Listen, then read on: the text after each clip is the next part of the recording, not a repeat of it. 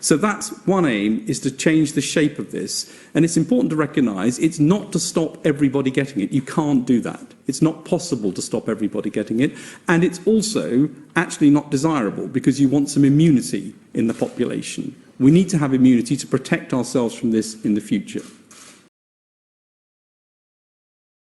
But it appears very, very rare, if ever, you get it twice.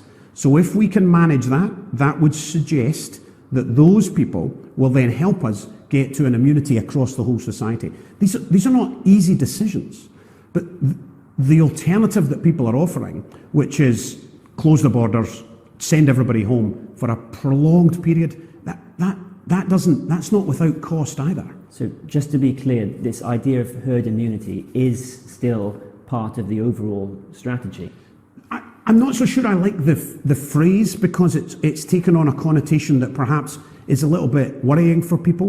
What we're trying to do is manage the spread of the virus safely over time in the population. And that will lead to more people getting the virus and surviving. So people getting the virus is part of our plan to deal with it. Over a sustained and long period. We don't have a choice that people will get the virus. There were some countries who initially talked about herd immunity as a strategy. In New Zealand, we never, ever considered that as a possibility, ever.